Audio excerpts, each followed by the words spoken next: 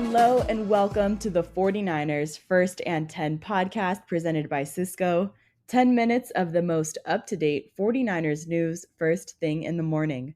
I'm your host, Brianna McDonald, and joining me is 49ers team reporter Lindsay Pilares and a special guest, our friend from the team, Jesús Zárate from 49ers in Espanol. Thank you so much for joining us today, Jesús. Thanks so much for having me. It's a pleasure. Yeah, I want to wish a happy Latino Heritage Month to our entire team on the pod right now and to all of the Latino faithful. These weeks between September and October are such a fun and exciting time for the Niners. And I want to give all of our listeners just a peek into what Jesús does every single day.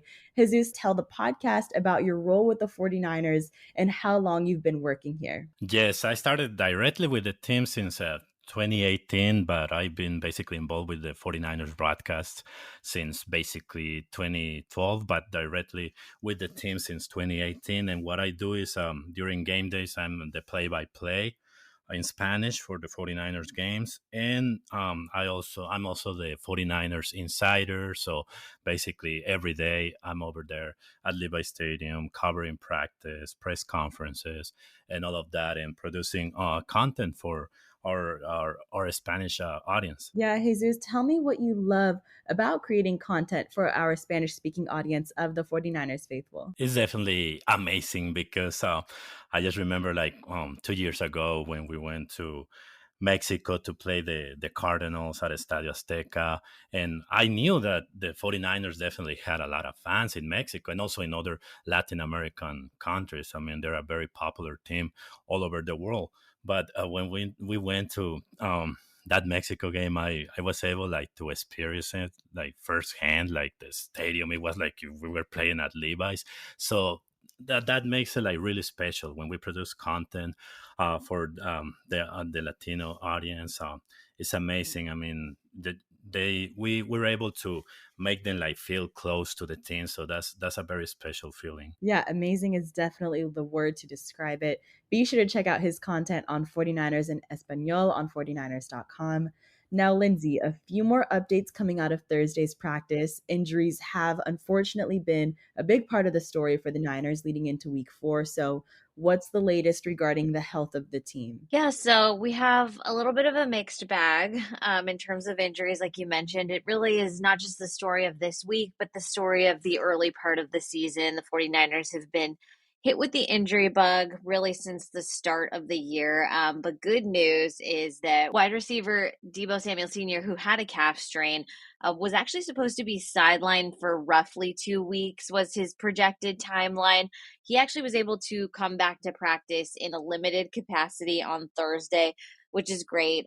We don't get to spend all of practice out there, but during individual drills, did see him running with the rest of the wide receivers, catching some passes from Brock Purdy as well. So I think definitely a sign that he's trending in a positive direction. We're going to get the final injury report later today.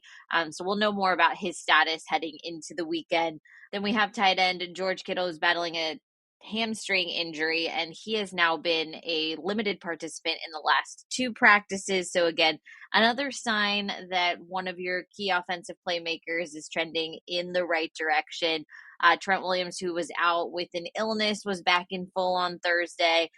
Jordan Elliott, the defensive lineman, was limited. Same with linebacker Curtis Robinson. The 49ers also welcomed back linebacker D. Winters. He was dealing with an ankle injury. He was only limited. Still no wide receiver Jacob Cowing in practice. And then Javon Hargrave, who suffered that season-ending triceps injury, also did not practice. Well, this Sunday, the Niners do not have to travel at all. We get to enjoy a game at Levi's Stadium again. Jesús, just how important is a home game for the Niners right now as they look to get a record back in the win column? Oh, it's very important, obviously, because of all the support from the faithful. I know when they play in SoFi last week, they always have the support also from the faithful, but especially this week, because remember that the New England Patriots, they play on Thursday on week 3 against the Jets. So they're coming with more time to rest, more days, basically 10 days of not playing. So I think that's huge for the 49ers to not have to travel this week, just because the Patriots have the advantage of having more days of rest this week. Yes, this Patriots team is also hungry for a win. They're also standing at 1-2. Neither team wants to drop down to 1-3. Jesus, what do you know about this New England team, and what should the faithful expect from them on Sunday? Yeah, definitely. They have to be careful with the Patriots' running game. They have two very good running backs in Ramondre Stevenson. He's a very big back, very hard to tackle, and also Antonio Gibson. And they even has their third running back, former 49ers, Jamichael Hasty. So they rely a lot on the running game. In fact, they're coming into this game has the number 8 in rushing offense in the whole NFL. So that's kind of their strength. So the Niners have to figure out a way to stop their running game. Yeah, Lindsay, with injuries across the board for the team, the Niners have been flexing their depth, but there's still a lot of star power on the field, just as we've seen in week 3 with the Jawan Jennings hat trick. But who do you think will be the X factor in this game? Yeah, I actually think it's going to be a position group rather than an individual player, although we did see a number of very impressive individual performances in week 3. But I think we have to take a look at the defensive line. Again, obviously battling a huge loss with the loss of Javon Hargrave. And then we'll find out more about Jordan Elliott, who was limited yesterday. But I think it's going to be really important to see who the next man up is to play alongside Malik Collins, or if it's a number of players that will be shuffling into that defensive tackle spot. So, some of the names that were thrown around were Kevin Givens and then potentially Yetur Gross Matos, who can also play on the inside. But I think we're going to have to see big production from that interior of the 49ers defensive line, very much that next man up mentality.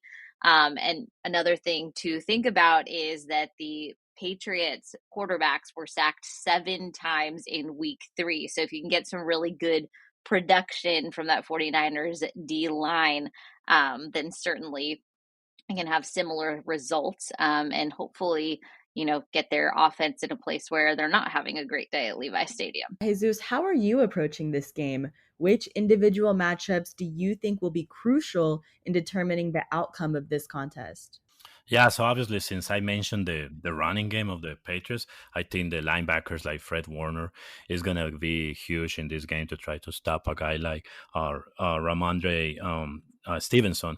But also, I totally agree with what Lindsay was saying about the Patriots not protecting their quarterback really well. I mean, Jacoby Brissett is taking a beating.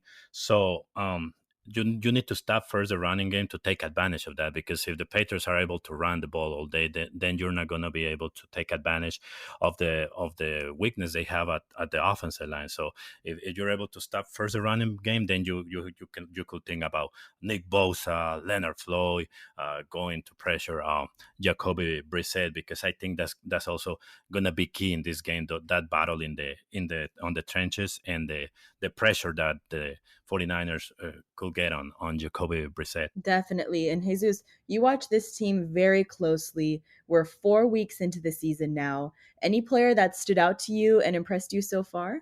Definitely Jordan Mason. I mean, Jordan Mason has done an amazing job filling in for Christian McCaffrey. I really like the way he runs, because he's a powerful back, but the way he cuts, the vision he has to find the hole. So yeah, Jordan Mason definitely has impressed a lot, because Jawan Jennings, he hasn't really surprised me. I mean, Jawan Jennings has been doing it for a while. Remember, he also had a great game in the Super Bowl, but definitely Jordan Mason, because we saw flashes of Mason in other years, but this year definitely he's confirming all the talent he had, and he had a great training camp, great preseason, and now he's just confirming all the talent Mason has. Absolutely proving himself. Well, a crucial game ahead in week 4, but faithful, that will do it for today. Tune into the 49ers Patriots contest on Fox. You can listen to Jesus on the Spanish radio broadcast on 49ers.com at 1:05 p.m. Pacific time this Sunday. Don't forget to subscribe to First and 10 by Cisco for more 49ers updates and turn on the notifications for any breaking news, Move the Chains episodes. Thanks for tuning in.